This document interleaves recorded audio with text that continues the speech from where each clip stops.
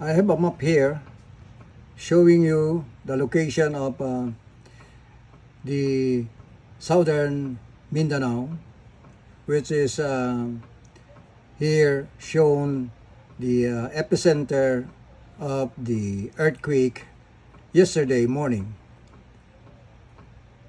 We have here all the green colors, the buildings and bridge that collapse. So we have the Santa Cruz National High School here, and the Matanao National High School, and the Banga Bridge. These three structures had collapsed, and they fall in a line with a series of these crosscuts, fault number 1.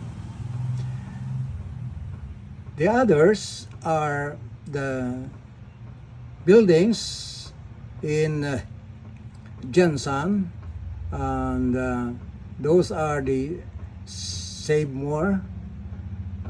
We have the Holy Cross Parish Church. We have the other Jensan buildings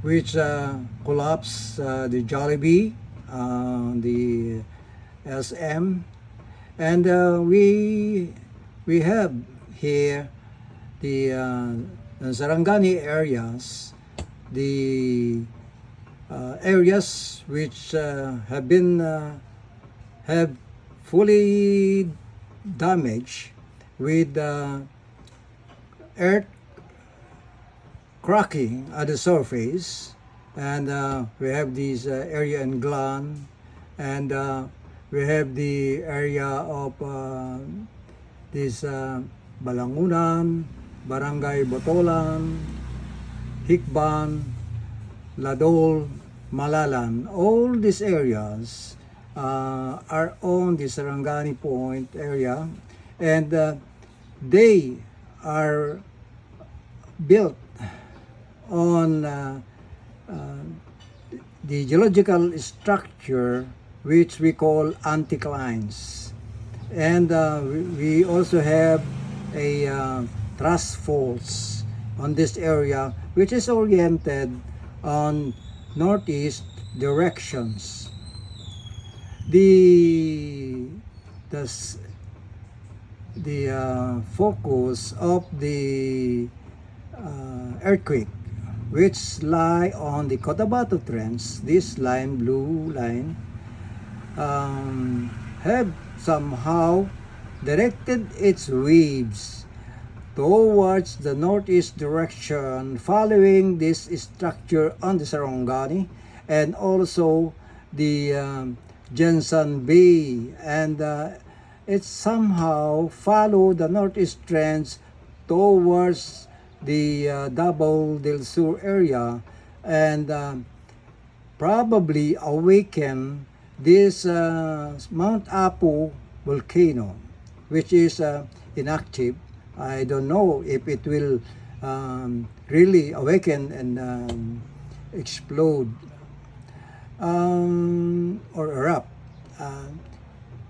This block, I call it the zero block, is the one that had moved during the earthquake yesterday, and it follows the zero crosscut fault and the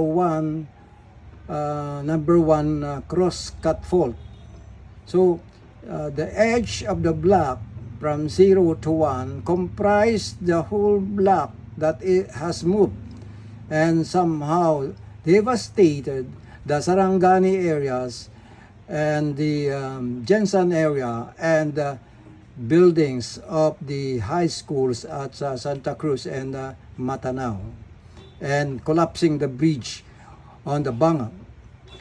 You will notice that this Jensan actually is the end point of the active fault, which we call Mindanao Fault or Cotabato Sindangan Fault.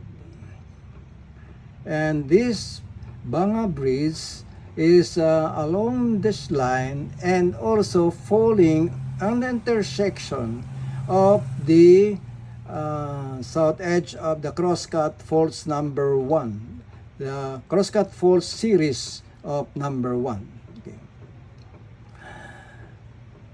I am sorry, but I have to tell you that you have to prepare for the eventualities of the movement of the next block, which is I call the block number 2, this brown, dark brown, or somewhat purple.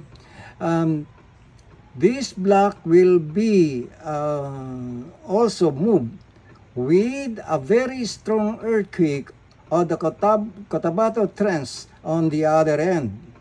This will repeat in each 50 years old.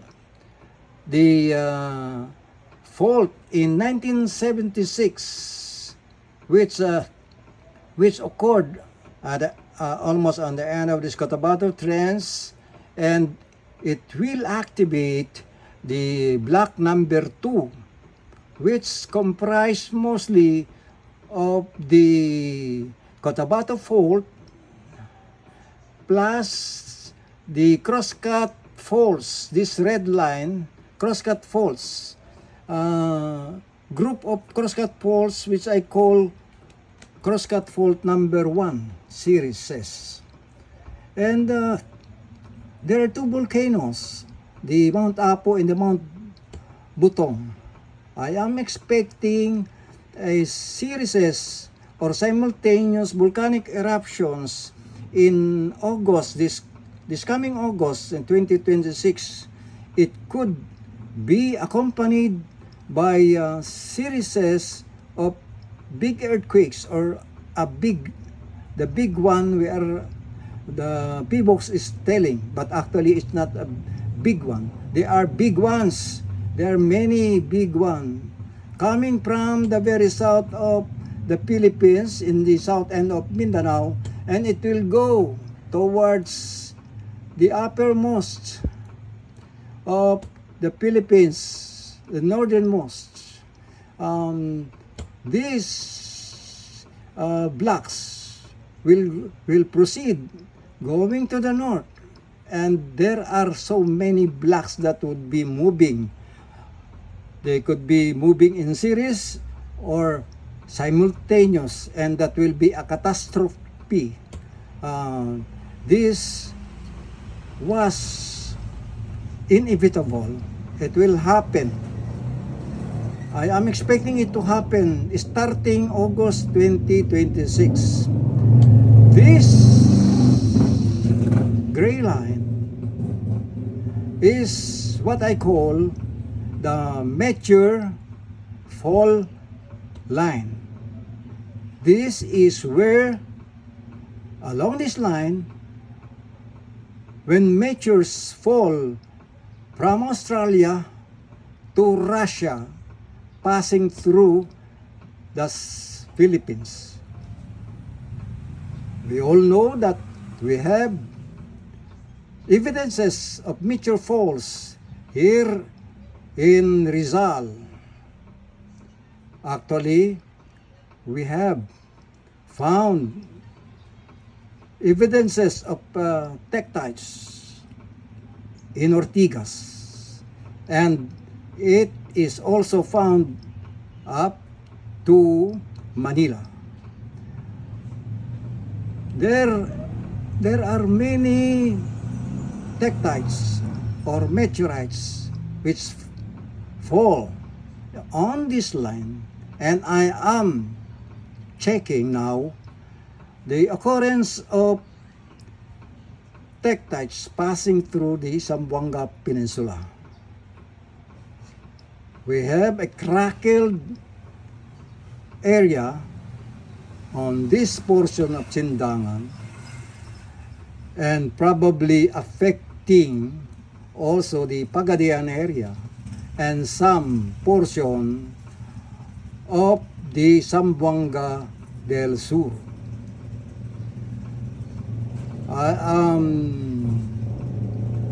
very sad in telling you this, but I must do this because I want you to prepare. I want you to be aware that the Philippines will really have this catastrophic volcanic eruption and earthquakes all over the Philippines. I am sorry, but I have to tell you this. I pray, and I constantly pray. I am praying to the Lord that please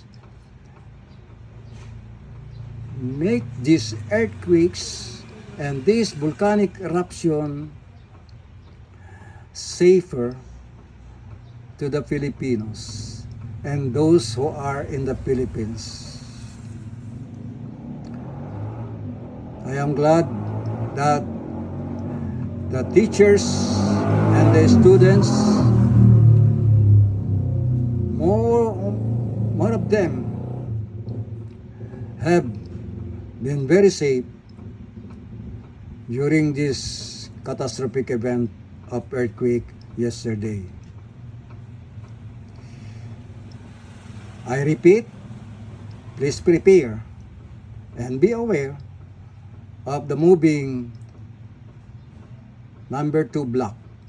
This is inevitable as a repeat of its 50th year on the Cotabato Trench earthquake. And to add, those who are in Pagadian City and on the Cotabato shorelines, please prepare and be aware of possible tsunamis when the earthquake near the Cotabato happened. It is inevitable that the repeat of what happened in 1976 would happen this year.